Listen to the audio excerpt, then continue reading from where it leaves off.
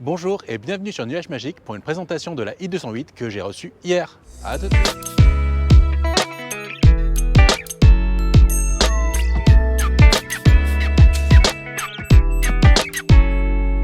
Alors voilà ce que ça donne vu de l'extérieur. Donc c'est une i208 bleue, vous le voyez. C'est une version GT. Vous allez le voir à l'arrière. GT. On a le petit badge E qui montre que c'est une version électrique. Et il y a une autre chose qui montre que c'est une GT, c'est les optiques à l'avant. Et au niveau de la calandre ici, on voit qu'on a des reflets qui sont couleur bleue, donc couleur carrosserie. Vous le voyez, le véhicule en permanence, quand je m'approche et quand je m'écarte, il s'active, il se désactive. On voit là qu'on a une petite lumière d'accueil, voilà, qui éclaire le sol quand on sort du véhicule.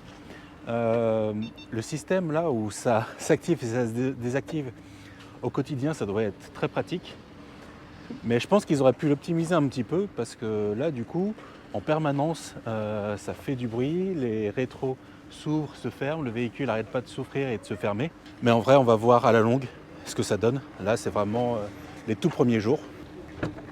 Côté coffre, c'est un coffre de petite voiture, mais pour mes besoins c'est largement suffisant. Alors ce chargeur, il va falloir que je trouve une place parce que je n'en aurai pas besoin au quotidien, je ne vais clairement pas l'utiliser. Ce chargeur livré par défaut, on voit qu'il va jusqu'à 1,8 kW. Je pense que ce n'est pas la version définitive. Je suis quasiment certain d'avoir entendu qu'il y a une version plus puissante qui est censée être fournie gratuitement, donc il faudra que je me renseigne. De toute façon, je n'en aurai pas besoin. Il va falloir voir si j'arrive à le faire rentrer sous le coffre. Alors c'est assez sympa. Il se trouve que le chargeur, bon, je le trouve assez gros, hein.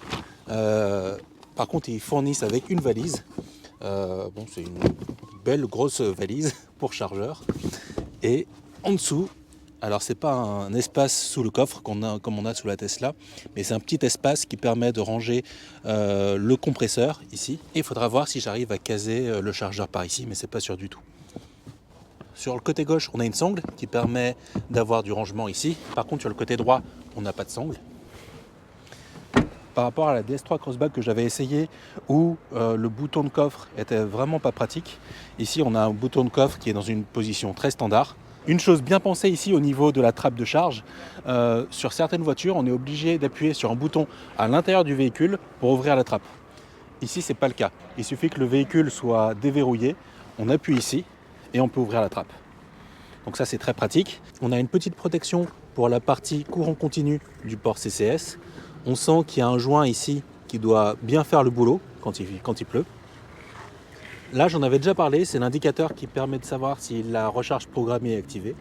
Et on a un rappel par picto de ce que ça veut dire au niveau des codes couleurs. J'ai pas encore eu l'occasion de faire de charge.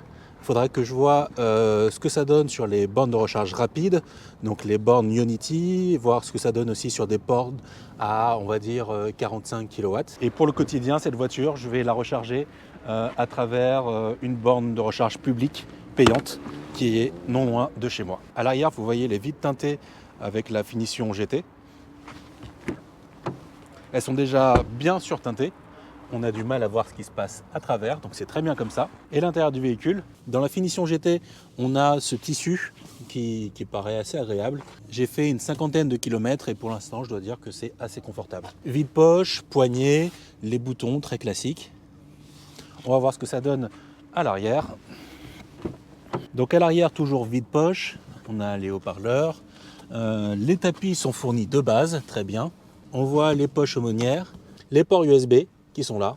Ici, vous avez un siège bébé Isofix avec une jambe de force. On a largement la place pour reculer le siège passager pour laisser du confort pour la personne qui sera ici devant. Alors quand le contact n'est pas mis, on ne peut rien faire, on ne peut pas monter ou descendre les vitres.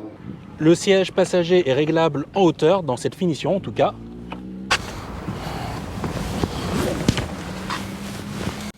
Et un autre avantage de cette finition, c'est que les deux sièges avant sont chauffants. On a l'icône ici et ici. On va mettre en route rapidement pour voir comment ça rend. Puis bon, j'ai appelé mon médecin, le docteur Vika. L'affichage e-cockpit est agréable. Je pense qu'il me faudra juste un peu de temps pour m'habituer à l'effet 3D. Et je pense avoir trouvé une position de conduite où le volant ne me gêne pas trop par rapport à l'écran. Donc il faudra un peu de temps, c'est vraiment les tout débuts, mais je voulais partager avec vous ce premier contact que j'ai avec le véhicule reçu tout juste hier.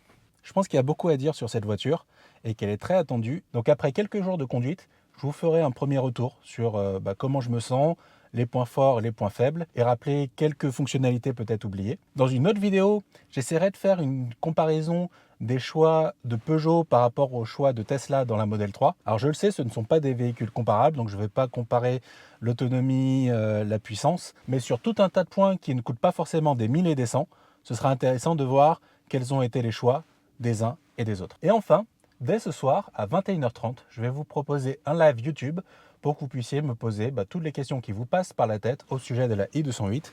Je serai dans le véhicule, je serai dans un endroit où j'ai accès au Wi-Fi, donc la connexion devrait être bonne, et je vais envoyer le live en direct depuis l'iPhone. J'aurai de l'éclairage, ça devrait plutôt bien se passer, en tout cas on croise les doigts. Donc s'il y a des choses que vous voulez voir en particulier, n'hésitez pas à me le faire savoir dans les commentaires de cette vidéo. Comme ça, je préparais pour que les conditions soient optimum. J'imagine que vous avez des questions sur l'entretien, vous avez peut-être des questions sur les capacités de recharge. Et s'il y a des détails que vous voulez voir, comme la boîte à gants, les rangements, n'hésitez pas à me le dire. Donc je vous souhaite une bonne journée et je vous dis à ce soir pour un live en i208 pour changer.